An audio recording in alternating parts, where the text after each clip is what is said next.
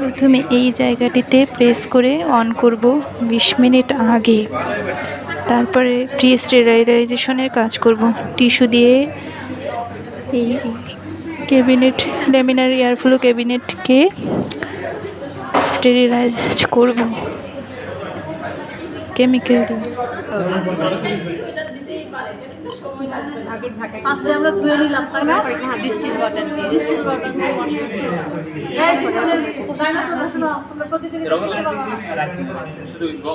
গম নিছি আমরা, গম।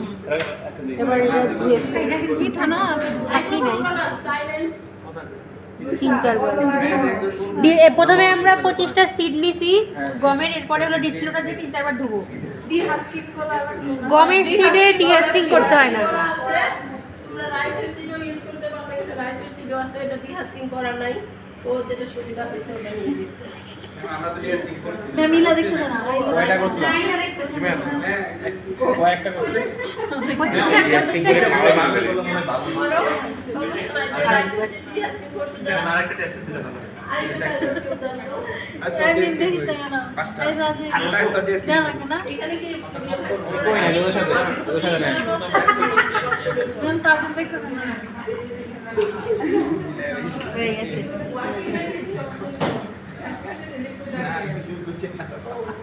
ধর হাত দিয়ে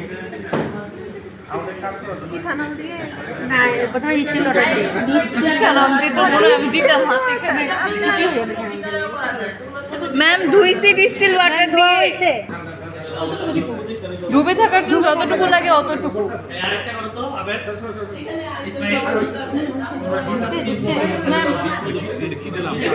ইথানল দিছি ম্যাম, এই ইথানল দিছি। এবার শেক করব, শেক করতে হবে। একবারকে থাম দে তো, ওই গাল্লা কইরা নেই।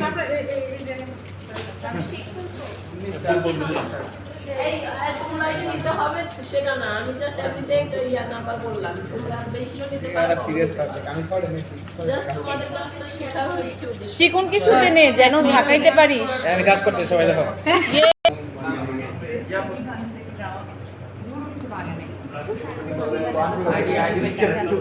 এবার কি দিবা? ডিস্টিল ওয়াটার দিয়ে স্টেরিলাইজেশন। ম্যাম আমি ধুয়ে নিব না, ওটা লাইট নাই। পানিটুক ফেলে দিচ্ছি, পানি না ইথানল, ইথানল ফেলে দিচ্ছি। আচ্ছা, এটা হচ্ছে প্রথমে সারফেস স্টেরিলাইজ করতে হতো, এটা করা হয়নি, তোমরা কাজ এভাবেই করে নাও।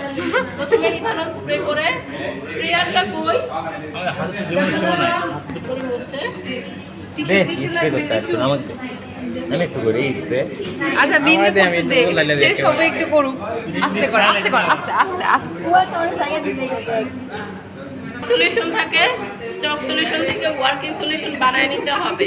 এখানে ওয়ার্কিং সলিউশন আছে, সিটগুলো ডুবে থাকতে যতটুকু লাগে অতটুকু দাও। কি বললো?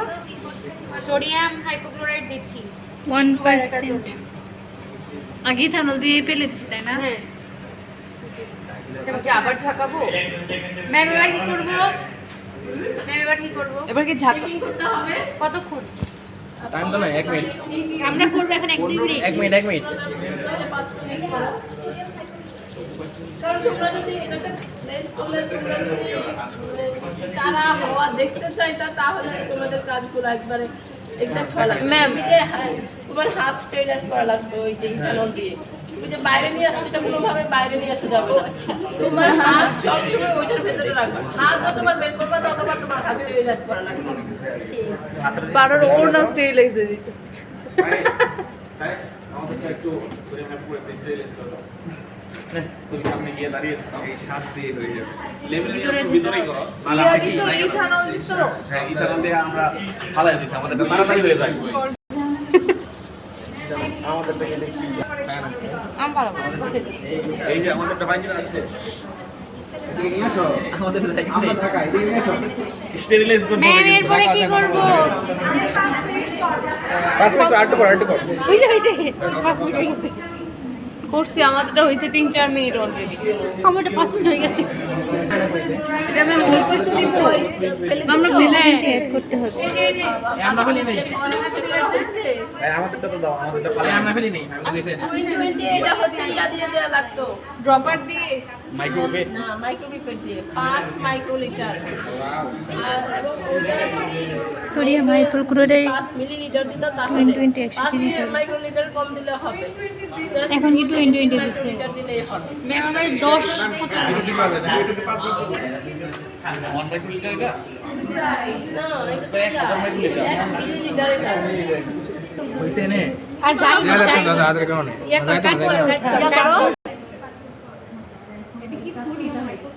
না এটা 220 সোডিয়াম হাইপোক্লোরাইড দিছে সোডিয়াম হাইপোক্লোরাইড একসাথে দিতে হবে ওটা দিয়ে 20 মিনিট শেক ভাইয়া এটা বের করিস না রেডি হয়ে যাবে দেখ শেক করতে থাকবো শেক করলে এটা তো দেওয়া হইছে আমি দিয়া এই নে 20 ও দেশ নাই 5 মাইক্রোলিটার 5 মিলিলিটারের জন্য 5 মাইক্রোলিটার গেছে না? 5 মিলিলিটার সোডিয়াম হাইপোক্লোরাইড সলিউশনের জন্য 5 মাইক্রোলিটার 5 মিলিলিটার সোডিয়াম হাইপোক্লোরাইড সলিউশনের জন্য 5 মাইক্রোলিটার 2020। ঝাঁকাতে ঝাঁকাতে হাত ব্যথা করে ভিতরে করো এই আপনি 2020 দেওয়ার পরে ফেনা উঠবে। নিয়ে এটা সমান সোডিয়াম হাইপোক্লোরাইডের ওয়ার্কিং সলিউশন দেয় না, সেক্ষেত্রে ওয়ার্কিং সলিউশন তৈরি করে নিতে হবে।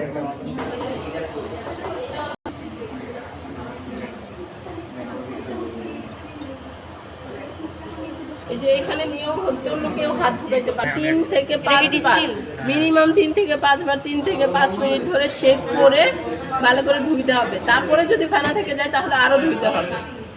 ফেনা না যাওয়া পর্যন্ত ধুতে হবে।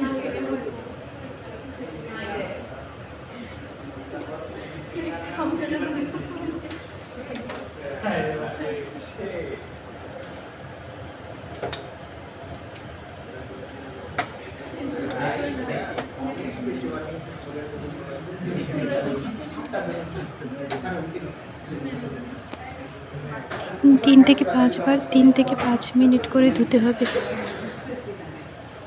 এখানে সময় কম নিয়ে দেখানো হচ্ছে।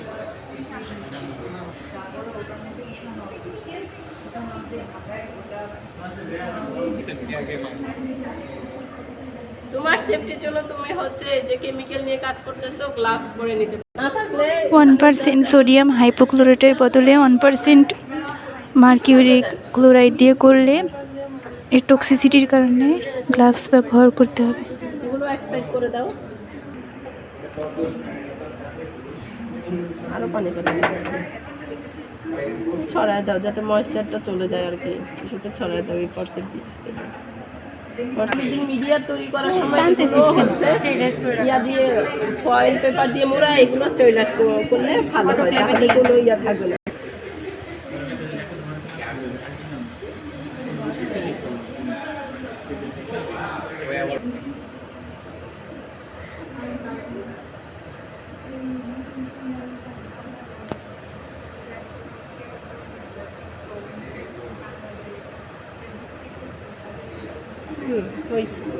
একটু ঠান্ডা হোক তারপর ফোরসেপটাকে আগে 70% ইথানল দিয়ে স্প্রে করে তারপরে ফ্লেমে ধরতে হবে। তাহলে ঠান্ডা না করতে ওর হবে। হাত স্টেরিলাইজ করা ধরে নাও স্টেনলেস এটা হচ্ছে সার্জিক্যাল টেপ দিয়ে মোড়াই নেই। ও আচ্ছা এটা তো তোমার মিডিয়াটা।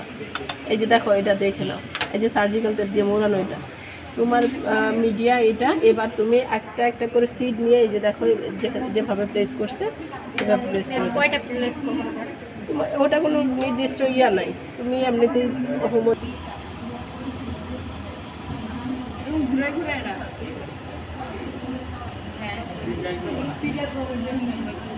এই যে এটা হচ্ছে এইভাবে প্লেস করতে হবে মানে এই যে এইভাবে বলে দেখো এই যে সবগুলো এই যে ইয়া করে ইয়াটা ভেতরের দিকটা নিচের দিকে নিচের দিকে ইয়াটা এভাবে এই যে সিটটা দেখো কিভাবে প্রেস করা, এই যে সিটটা এরকম আছে না, এই দেখো একটারও এরকম দেখা যাচ্ছে না, না যেন না নড়ে ওভাবে প্রেস করতে হবে, তো সেটাও ভালো। গমের যে অংশটা খাঁজ ওই অংশটা নিচে রেখে প্রেস করব। বসায় লাগাও। সার্জিক্যাল টেপ হচ্ছে এটা মিডিয়াম ইয়া করার সময় হচ্ছে প্ল্যান্ট হতে পারে, প্ল্যান্টেড হতে পারে, একটু বাতাস ঢুকে কিন্তু কোনো প্যাথোজেন ঢুকবে না, এটা হচ্ছে সার্জিক্যাল টেপ। আর মিডিয়া ইয়া করছে হচ্ছে প্যারাফিন দিয়ে, মিডিয়াতে আর কোনো বাতাস দরকার নাই এই জন্য। আর এখানে কিন্তু সিট দিছে, এটা যাতে এয়ার সার্জিক্যাল টেপ দেওয়ার কারণে বাতাস ঢুকতে পারবে। এটা সার্জিক্যাল টেপ দিয়ে মোড়ায় দিচ্ছে। এই সার্জিক্যাল টেপ দিয়ে হচ্ছে বাতাস ঢুকবে কিন্তু কোনো প্যাথোজেন ঢুকতে পারবে না।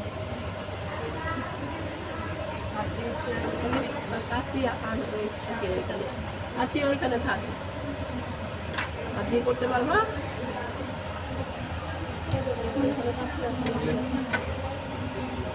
দেখি তোমার ইয়েটা হয়েছে নাকি, ধরো মোড়ানো হয়েছে নাকি, এই যে হয় দেখো এটা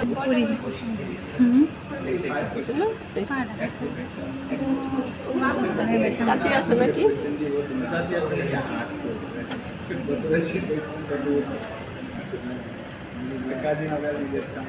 এবার এটা হচ্ছে এভাবে ছবি তুলতে পারো, তারপর লেবেলিং করিও ছবি তুলে নিতে পারো। জাস্ট তোমরা যে কাজটা করলে, এই যে তোমার সিট সরে গেছে, একটু ইয়া করা লাগতে যায় যাতে সরে না যায়। একটু চাপ দিয়ে, মিডিয়া আঘাতপ্রাপ্ত হওয়া যাবে না, একটু জাস্ট চাপ দিয়ে এটা যাতে 1 থেকে 2 সপ্তাহ পরে এসে দেখতে হবে। 1 সপ্তাহ থেকে 2 সপ্তাহের জন্য গ্রোথ রুমে রেখে দিতে হবে। আচ্ছা, প্রথমে হচ্ছে আমরা সিটগুলা 20 থেকে 25টা সিট বের করছি। বের করার পরে সেগুলো আমরা একটা টিউবে নিছি, সেখানের মধ্যে আমরা ডিস্টিল ওয়াটার দিয়ে 2-3 বার ধুইছি। আমি একবার পরে বলি, আবার একটু পরে বলি। আমি প্রথমে আমরা ফ্যালকন টিউবের মধ্যে 20 থেকে 25টা সিড নিছি, তারপর ডিস্টিল ওয়াটার দিয়ে 3-4 বার ধুইছি। ধোয়ার পরে সেটার মধ্যে আমরা ইথানল দিছি, যতক্ষণ পর্যন্ত সিটগুলো ডুবে না যায় ততক্ষণ ইথানল দিয়ে সেটাকে আমরা আবার 2-3 বার শেক করে, মানে ভালো করে ওটা দিয়ে পরিষ্কার করছি। তারপর ইথানল ফেলে দেওয়ার পরে সেটার মধ্যে আমরা 2N20 দিছি, 5 মাইক্রোলিটার পার মিলিলিটার, তো সেই মাপ অনুযায়ী যতটুকু হয় অতটুকু দিছি, মাইক্রোপিপেট দিয়ে হিসাব করে। আর সোডিয়াম হাইপোক্লোরাইড দিছি। এগুলা দিয়ে আমরা প্রায় 15 থেকে 20 মিনিট শেক করছি। যত ফেনা উঠবে বোঝা যাবে তত ভালো কাজ হচ্ছে। এরপরে আমরা ফেনাগুলো ফালাই দিব, তাও তো কিছু রিমেনিং ফেনা থেকে যাবে। তারপর সেটা আমরা কয়েকবার 3-4 বার পানি দিয়ে সেটা পরিষ্কার করে পুরোটা ফালাই দিলাম, মানে ফালাইতে না পুরো যত মানে ফেনাগুলো যেন পুরোটা চলে যায় সেটা মেক শিওর করতে হবে। এরপরে সেটাকে আমরা একটা টিস্যুর উপর রাখবো, তাতে কিছু পানি নোয়ায় যাবে ওই সিট থেকে। তারপরে হচ্ছে আমরা একটা ফোরসেপ নেব। ফোরসেপটাকে আমরা অ্যালকোহল দিয়ে প্রথমে যে স্প্রে করে ইথানল দিয়ে স্প্রে করব, তারপর সেটাকে আমরা স্পিরিট ল্যাম্পে নিব, যেন ওপেন ফ্লেমে কিছুক্ষণ ধরবো, তাতে ওইটাও ডিসইনফেক্ট হয়ে গেল। এরপরে আমরা ওই ফোরসেপ দিয়ে ওই 10-12টা বা 15-20টা যে কয়টা হয় সে কয়টা সিড নিয়ে আমরা আমাদের যে কালচার মিডিয়া আছে সেটাতে সেট করব, এমনভাবে সেট করব যেন একদম ভিতরে ঢুকে না যায়, বাট একটু ডেবে যায়। তারপরে সেটা আমরা হচ্ছে মুখ বন্ধ করলাম। তারপর আমরা ওই যে সার্জিক্যাল টেপ দিয়ে হচ্ছে আমরা সেটাকে রাউন্ড করব ভালো করে, যেন খোলা না থাকে, তাতে হচ্ছে বাতাস ঢুকবে বাট কোনো প্যাথোজেন ঢুকবে না। এরকম যদি আমরা রেখে দিই তাহলে 3-4 সপ্তাহ পর আশা করা যায় এখান থেকে চারা গাছ বের হবে, যদি আমাদের সব কিছু ঠিক থাকে।